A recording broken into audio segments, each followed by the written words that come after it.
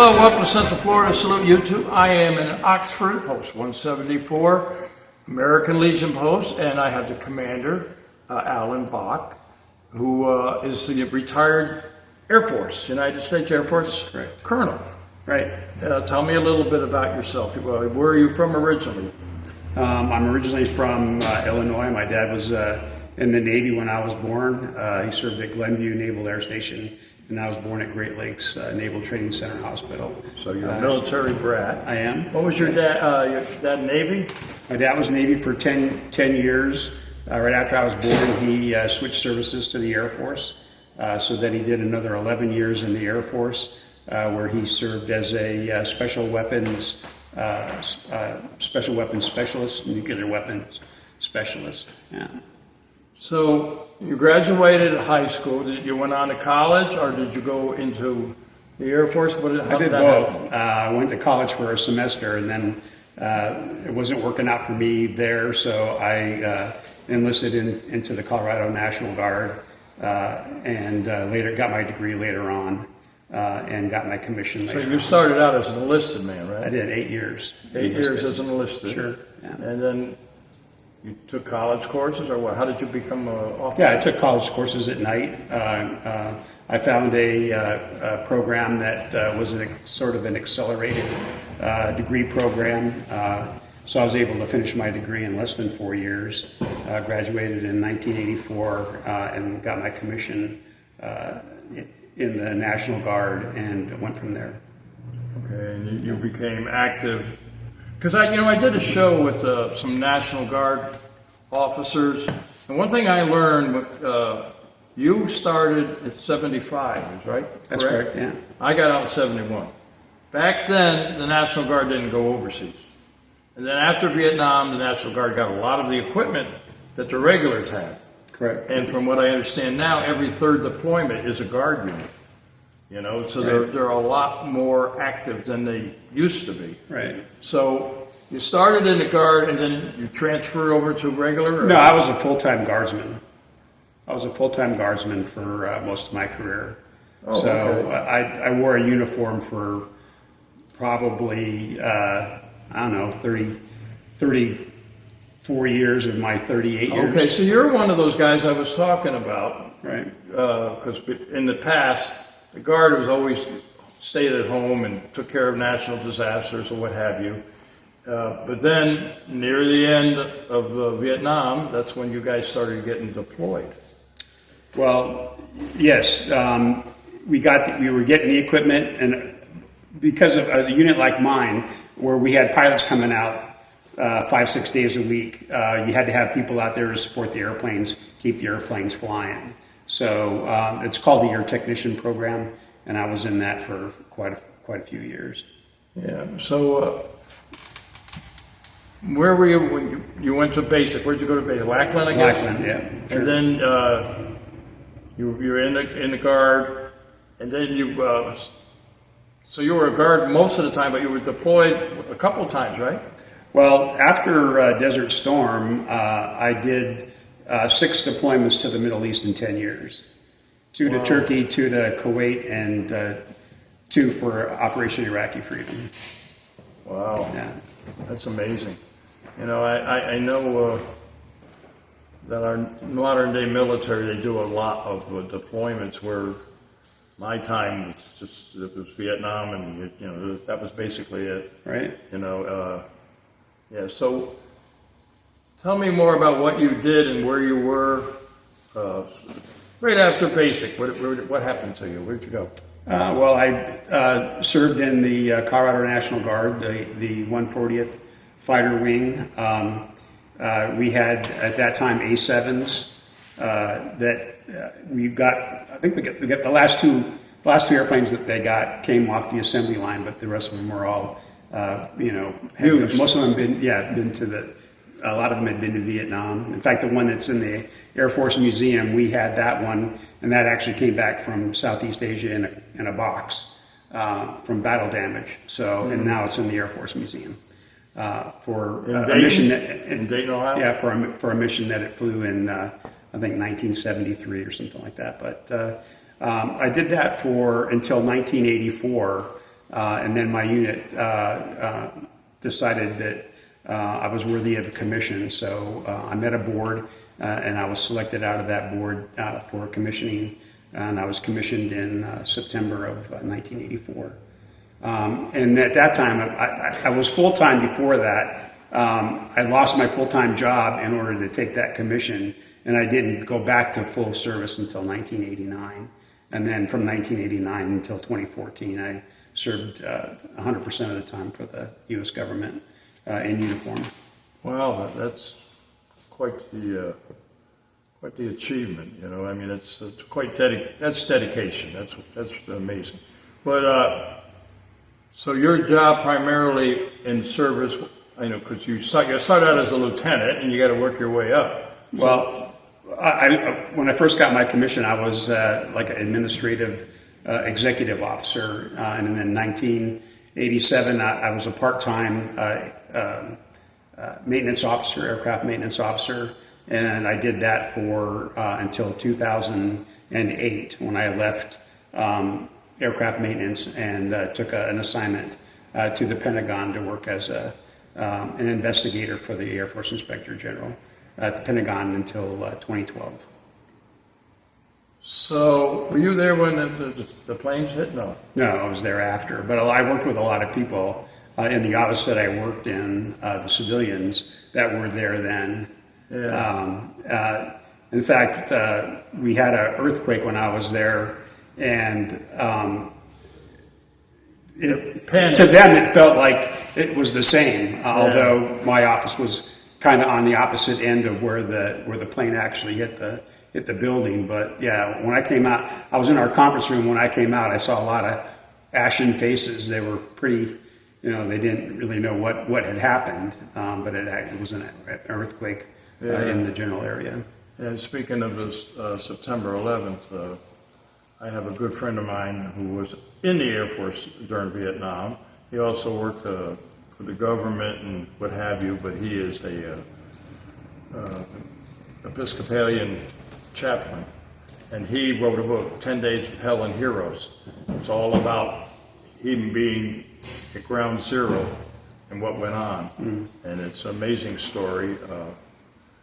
And my friend who's helping film this, you know, his wife was in the Pentagon too. She was a Marine. What's a Marine? Always a Marine. Right, sure. Yeah. What's an airman? Always an airman. Right.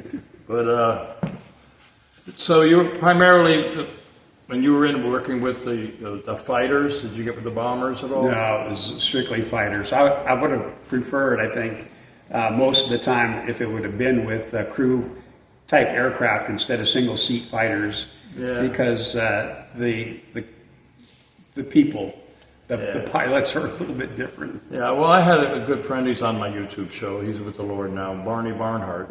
He flew the F-4R reconnaissance, and he would tell me how we had to fly like this so he wouldn't get shot flying over the rivers. Right. But he also flew B-52s. And if you were ever in Florida, when you go to the airport, there's a B-52 sitting over there. That was one of when he flew back then. But so, did you ever marry? Did you have to take your wife all over the place, or what? Well, I was married in the 80s, but that ended, and then we all go through that once in a while. It actually in 1992, right after Desert Storm, the Air Force started closing down bases, and equipment became available, and my unit converted from the A7 to the F-16. And I was the senior assistant maintenance officer in my unit, and I was designated as the team chief for maintenance for the aircraft acceptance project. So I put the teams together, we trained, we scheduled ourselves for where the airplanes became available. Most of our airplanes came from Torrejon Air Base right outside of Madrid, Spain. I'd say 95% of them. So we did a couple of deployments to Madrid, and when I was there picking up the last couple of airplanes, one of the tech reps for General Electric had invited some of the team over for Thanksgiving, which they invited the whole team. There were 17 of us. Fortunately, only 6 of us imposed on them. But I was still there at Christmas time, and there was only 6 of us there at the time. I'm thinking, we're definitely going to get an invitation to come back for Christmas dinner. Well, we waited. It didn't come. Finally, the morning of Christmas, so we get the phone call in the dormitory, and we went to dinner. And it just so happened that my future brother-in-law that had invited us, his sister-in-law, now my wife, was there for Christmas dinner. I think we went out almost every night until they left on New Year's. And when I came back to the States, I came back through JFK, which is the closest international airport to where we are. And the rest is history. We got married about a year and a half later here in Warren, Connecticut. My wife, after we got married until I retired, she lived where I lived, mostly in Colorado. But I promised her that when I got done, she would get to choose where we ended up. And she's from Danbury, so it wasn't hard for me to believe that I would end up somewhere in Connecticut. That's where I was from, Danbury. Oh, okay. Until I moved here to Oxford, and I've been a member of this post for almost 40 years now. I'm a past commander. Obviously, Jack Patton. Sure. He was the commander because I volunteered him, and then he turned around and volunteered me. So it's your fault that we can't get him to even come to meetings because he's afraid he's going to get drafted again. Maybe that could be. I don't know. I mean, he comes a lot. He does a lot of work. He volunteers at the VA hospital. He's a member of the funeral honors team. So you can't fault him. I mean, he puts his time. I know Jack has got a very big commitment to our brothers and sisters in arms. He puts his time in, no doubt about it. He's a good guy. Yeah. So. And he's Air Force, so I like that about him too. I love that about him. So. Yeah. Above all. Right. Yeah. Well, I got to be careful because I know a lot. I know 2-star generals from the Marine Corps. Right. One thing I learned about flying, because I've done shows with a Thunderbird pilot, and I also did shows with the Blue Angels. And I learned that when they're flying in formation, the Air Force flies wingtip to wingtip, but the Navy guys fly wingtip to belly. Did you know that? Overlap, yeah. Yeah. I never knew that. So there's some history for you folks, But so you did almost 30 years. 30 years. I did 8 years enlisted and 30 years commissioned. Yeah, when I got my commission, I knew if you make it to 06, you're able to stay for 30 years. And you feel, at times you feel guilty because you're taking up someone's spot. But by taking that job at the Pentagon, I think made it so that it was okay for me to stay as long as I did. I wasn't holding anybody up back home, so. No, and they needed you. That's obvious that they needed your experience. But so you did several deployments. Any one particular one stand out? Well, the last one was probably the one that was most like maybe being in Vietnam, where we would get rocketed and mortared and things like that. The rest of them were pretty passive. Although in my first deployment to Kuwait in '96, we got there on June the 10th. I remember that because of the Avalanche won their first Stanley Cup the night we got there. And then 9 days later was the bombing at Khobar Towers, where 19 airmen were killed. And I had met some of them when we first got there. They fixed an airplane that we were the furthest north base in Kuwait, closest to Iraq, and we were the primary divert base for emergencies. So we saw a couple of other different units, airplanes while I was there, mostly British Tornadoes, but there was a F-15 there from, I think it was from Tyndall, from Florida.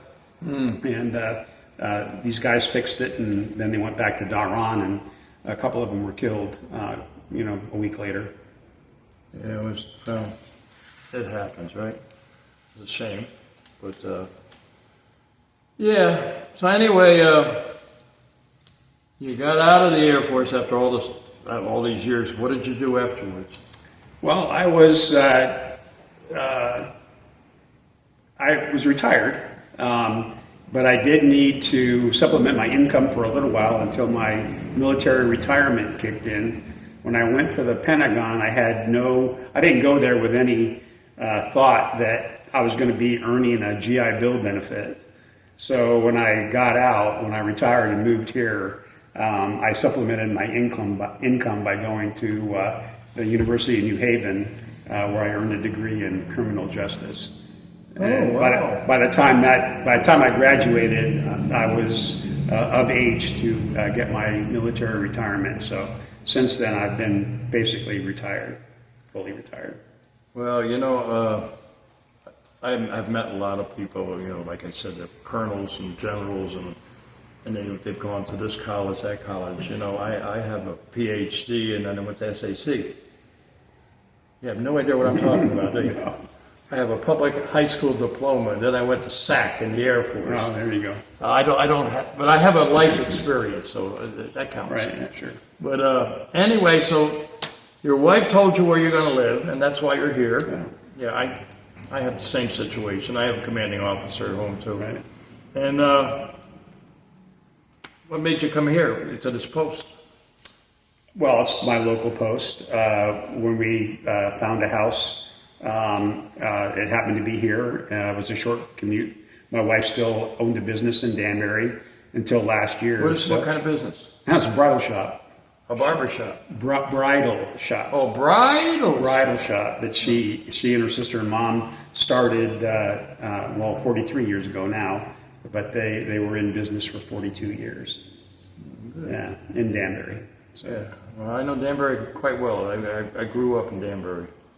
But, so tell me a little bit about, I left this post many years ago. I've been almost 40 years a member here. I was given a life membership before I left, and I cherish that. I really do. And I like to come back. I usually try to come back around Memorial Day and be in the parade. Right. That's where I met you. Right, yeah, sure. But it didn't work out this year because I had some other commitments that I'd rather not talk about. Right. And but it's good to be back. What kind of programs we got going here? And if you had a message for the young people out there that just came out of the service, what do you suggest they join? Oh yeah, just the support that you get from fellow veterans and where they can direct you, their experiences in dealing with the VA system and things like that. It would be money well spent, and it's pretty cheap. So, I think you get a lot from being from joining an organization like this. When I first moved, I joined the American Legion when I retired in 2014. I joined this post because I knew I was coming here, but I wasn't active while I was going to college. I wanted to dedicate myself to that, mm-hmm. and I'm really sad that I didn't at least make an appearance here and spend time in the organization before I did. And then COVID came, so I came here in May of 2021. Was my first meeting, and got drafted that night to be the adjutant. I've been an officer ever since, but I feel like I want to give back, I'm a volunteer bartender here once a week, and I am the chartered organization representative for the scout troop that we sponsor here in Oxford. So, and I'm normally here on Tuesday nights when they meet during the school year. Yeah, and this post has always supported scouts. Right. Surf flag right there. Surf flag. Yeah. But do Girl Scouts too? Scouting now involves Girl Scouts. The troop just bridged 3 girls into the troop this past month. So, yeah, we do have girls in the troop. And you still do baseball? We don't do baseball. I miss that. I'm a big baseball fan. Well, I know a guy who's a big baseball fan too. had 2 teams going here at one time. All right. Hopefully they can pick that up again. COVID kind of slowed a lot of people down, and Right. they tend to stay away from things. And it's a shame, but when I was here, we had over 400 members. And I don't know what you got now. But I've always thought, I belong to them all, VFW, American Legion. And by the way, the people sponsoring this show, which is an AMVETS Post. Oh, okay. So I have a lot of, Right, sure. I'm a life member there too. And I encourage people to join any organization to make a difference. Yeah, I belong to MOA, Military Officers Association chapter here at Western Connecticut chapter. And we're real busy right now. We provide a scholarship to a deserving senior. We offer it to every single Fairfield County high school, which is 34 high schools, and this year we've got 30 candidates for our good. scholarships. Good. So tell me, if somebody wants to be a member here, do you have a web page and your hours of operation? Well, we're working on having a web page. Hope to have it open online by next month.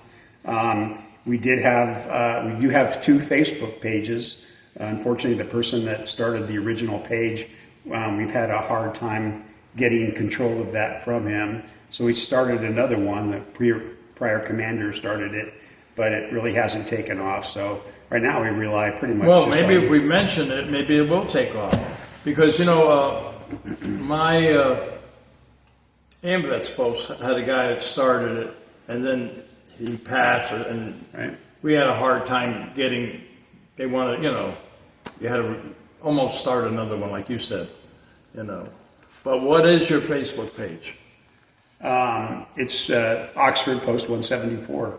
So that's what they Facebook look page. for, right? Sure, Yeah, yeah, Facebook yeah. page. Yeah. But we've, from my association with the MOA group, I'm real close friends with the webmaster. He lives in Shelton. He's a member of the Shelton Post.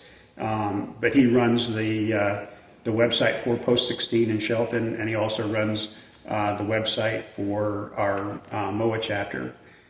So I'm working with him. We've got the domain registered, and I just got to get the website put together and get it online. Okay, your hours of operation, you're not open up every day. No, right now we're open Wednesday through Sunday.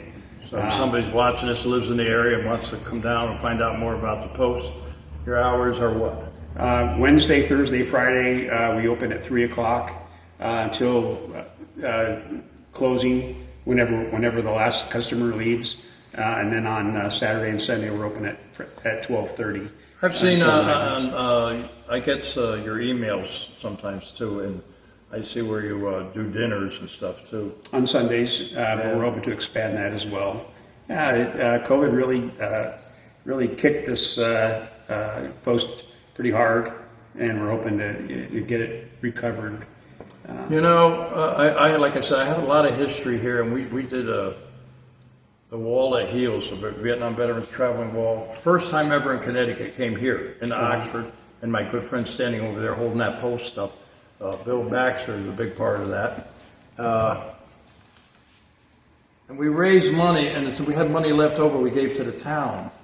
And then we give $100 to every active military person at Christmas time.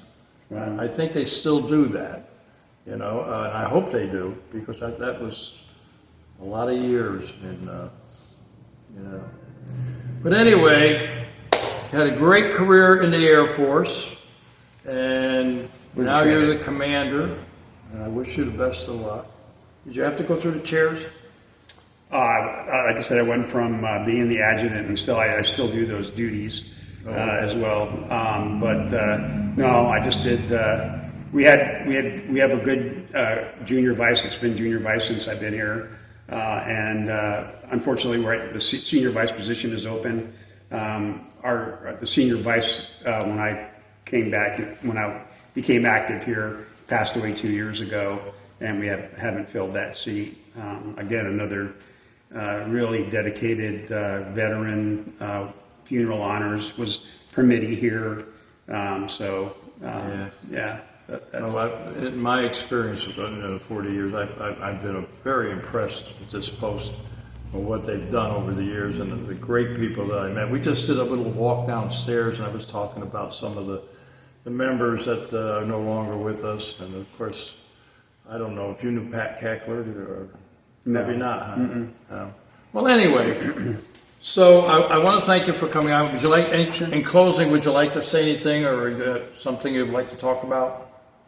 I just say I would encourage you to join something. If you're a veteran, join something. There are plenty of organizations to join, and it can only do you good. It's only and you never know experience. who you're going to meet. Sure. That's I try to tell people that guy's sitting there having a beer and maybe not want to talk, but I did that with a couple of people, and I find out they were a tunnel rat in Vietnam. Or they were a pilot and blah, blah, blah. You never know what you're going to meet here. You can get an education and meet the right people. Right, yeah, no, it's great. I like bartending and listening to the people from Oxford, born and raised, lived here all their life, and they talk about, downtown Seymour, what it looked like, and the 55 flood, and I just enjoy learning more about the place where I live. Yeah, you had a big flood here too, not too long ago. Yeah, last year. Yeah. Yeah. But anyway, I guess we're going to make it call it a day here. All right, sounds good. So I don't know if you know how I do this because I don't think you were here when I filmed the other shows. But I have a way of doing it, and you're going to join me in a salute. Okay. Are you ready? I can do that. Look right at that camera. I can. To all our veterans out there, active military and their families, we salute you for all you do. Till next time. That's it.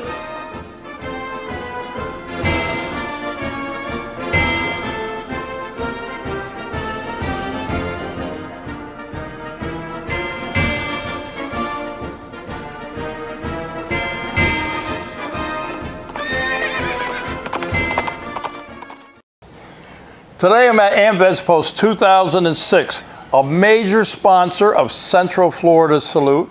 And I want to introduce to you the commander here, Ronnie Mack. Ronnie, tell us a little bit about AMVETS 2006. Where are you located? And we are at 500 North Canal Street, Leesburg, Florida. It's right off of 441, between 441 and Main Street on Canal. Can't miss us. And we're a veterans organization, along with, we have an auxiliary, and we have sons of veterans that are related some form or another to a veteran.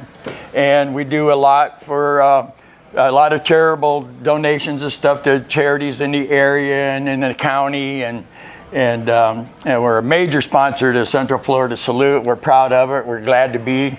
You guys do a heck of a job, and we'll sponsor you as long as I'm here. We're going to sponsor you. So. Well, I'll tell you what, we do. Sue and I really appreciate it. We're a two-person operation, and what we try to do with education and supporting our veterans community, and you supporting us, is major thing. It's major. We're glad to do it, Bob. We're glad to do it. And you have sons here. You have auxiliary here.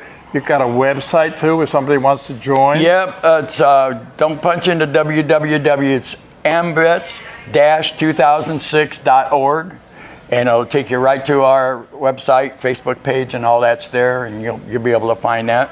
The webmaster, he tries to get the calendar on there every month, anything pertinent.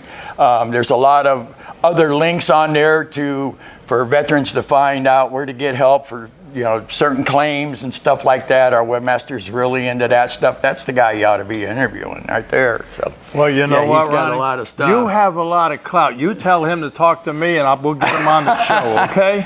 I can do that. All right.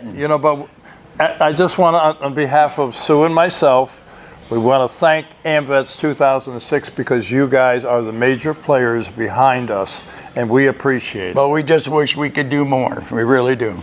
Thank you. Thank you. You guys are awesome.